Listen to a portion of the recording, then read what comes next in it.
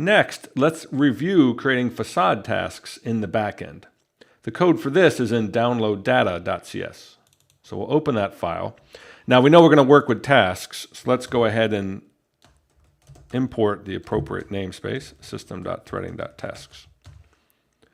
Now what this module does is take advantage of the async web API in .NET to download data from multiple sites in parallel, and then it waits for the first to respond. So the bulk of the code is in, let's choose the dropdown, get data from internet. So we'll jump down to that method.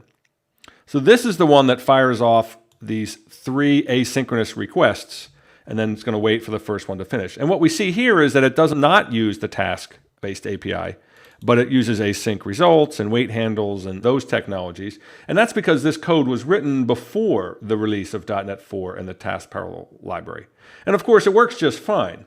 But the idea here is, wouldn't it be nice if we could think at this higher level in terms of tasks instead of this second API?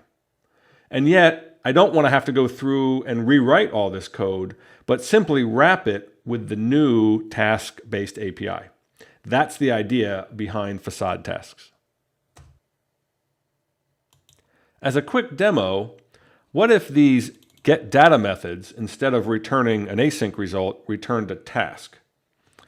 So then what I could do is think in terms of tasks. So task t_yahoo, and then let's say task t_NASDAQ, and then finally task t_MSN. And then we can start using a single API to do the other things we're going to need to do, such as wait for the first one of these to finish. So task.waitAny, that'll wait for the first one.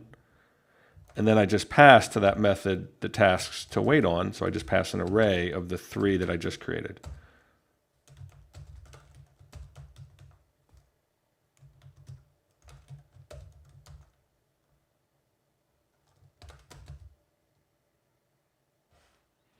So now I'm thinking in terms of the same higher level task-based API. Now to complete the story, what we're going to do now is go down to the methods that actually do the work of going to the website. So get data from Yahoo. So we'll drop down there and we can see, okay, currently this method is returning an async result. So we're going to change that to return a task. And then here it fires off the request asynchronously.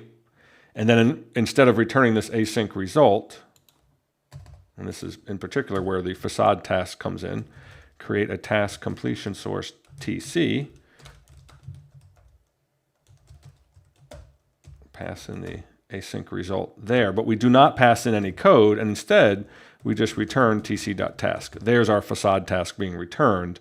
And now the outer methods, the higher level methods, can work at the task level while the internal code is still working with the async web API, which then basically when you get the callback would denote that the task has finished. So that's what facade tasks are trying to do, is still use or take advantage of the async APIs that we already have, but wrap them with the task-based API so it's easier to work with at the higher level.